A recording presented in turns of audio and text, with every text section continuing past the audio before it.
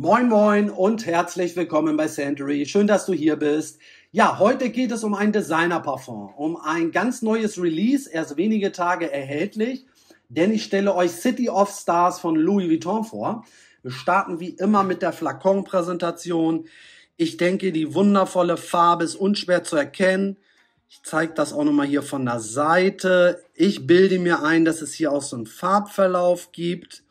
Kann aber auch eine optische Täuschung sein, aber auf jeden Fall sieht es wundervoll aus. Hier haben wir den Magnetdeckel. Ja, also ich muss ehrlich sagen, Louis Vuitton macht beim Flakon alles richtig. Hochwertiges Glas, hochwertiger Deckel, zerstäuber ist super. Also da kann man wirklich absolut gar nichts kritisieren. Ich mag auch dieses Design und dann zeige ich euch auch nochmal die Verpackung. Das Parfum kommt hier rein. Die Verpackung wiederum kommt in diese extra für City of Stars hergestellte Umverpackung. Das soll hier Los Angeles sein, da komme ich gleich drauf zu sprechen. Und die Verpackung kommt dann wiederum in diese typische Louis-Schatulle, wie man sie von den anderen Parfums auch kennt. So, also City of Stars, wie gesagt, ein Release, erst vor wenigen Tagen herausgekommen. Soll so ein bisschen die Nacht in Los Angeles darstellen, heißt doch noch recht tropische, warme Temperaturen, eine gewisse Luftfeuchtigkeit, man kennt es ja dann so im Urlaub, diese ja, Urlaubsluft am Abend, also ganz wundervoll, die ganzen Lichter über Los Angeles, die Palmen, also es soll so ein bisschen eben Los Angeles bei Nacht zeigen. Ich blende euch mal die Duftnoten ein. Die Kopfnote ist frisch und für mich vor allem hier der Main Player, die rote Mandarine. Das macht es für mich auch sehr besonders. Wir haben hier natürlich noch die anderen zitrischen Duftnoten, aber die rote Mandarine ist für mich wirklich am besten herauszuriechen, sehr intensiv und wie gesagt, mal was anderes macht es eben besonders. Dann nach ein paar Minuten wird das Parfum immer cremiger. Also da kommt so eine cremige Basis und trotzdem schwingen noch diese frischen Noten mit. Und ich muss auch ehrlich sagen, ich habe jetzt im Nachhinein, das habe ich vorher überhaupt nicht gelesen, weil es zu dem Zeitpunkt, als ich mir das Parfum gekauft habe, noch gar keine Bewertung gab. Ich habe aber jetzt in den letzten Tagen gelesen, dass einige Leute wohl die Assoziation zu Eau de Soleil Blanc von Tom Ford bekommen haben. Und das muss ich ehrlich sagen, das war auch mein Eindruck. Wie gesagt, ich wusste da noch gar nicht, dass es so in die Richtung gehen soll. Aber da ich das Parfum von Tom Ford auch besitze, musste ich eben sofort an Eau de Soleil Blanc denken.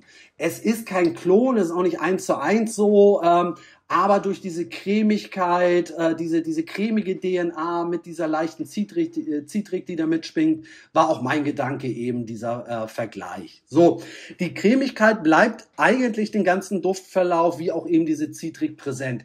Die Cremigkeit zieht sich aber mit der Zeit immer mehr zurück und in Dry Down wird's für mich dann auch immer blumiger.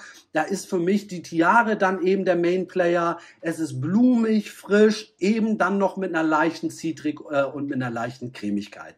Moschus riecht man auch heraus. Das wird wahrscheinlich eben so dieser cremige Touch sein, den man, wie gesagt, die ganze Zeit hat. Und ja, also ich finde das Parfum wirklich toll.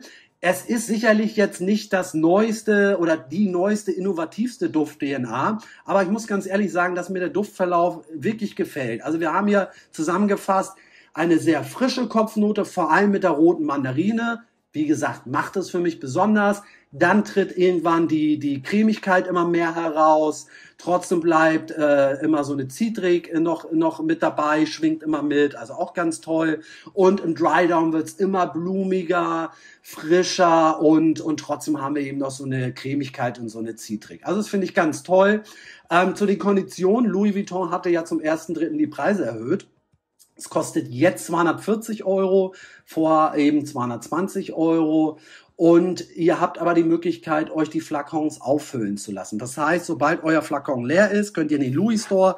Der wird dann komplett gereinigt und wird aufgefüllt. Und dann zahlt ihr für die 100 ml so, ich glaube aktuell dann eben 150 Euro, weil auch da gab es eine Preiserhöhung.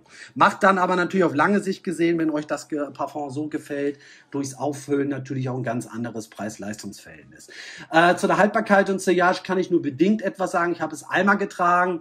Es war so 8 bis 8,5 Stunden, also hat mich tatsächlich auch überrascht. Eine gute Haltbarkeit, absolut okay. Sillage ist in den ersten Stunden präsent, zieht sich dann aber zurück. Dann ja, wird's ja irgendwann eben so ein bisschen blumig, frisch und dann ist die Sillage auch nicht mehr ganz so intensiv, aber ist auch gut wahrnehmbar. Also auf den ersten Eindruck absolut solide. Ne?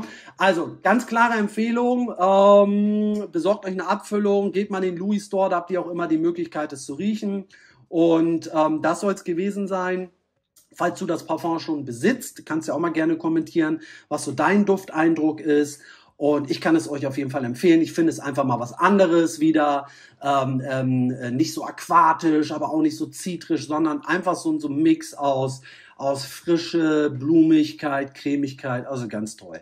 Danke, dass du reingeschaut hast. Abonnieren, liken, teilen, kommentieren, Glocke aktivieren, nicht vergessen. Du unterstützt mich damit und ich würde mich vor allem auch freuen. Danke, bis bald, auf Wiedersehen.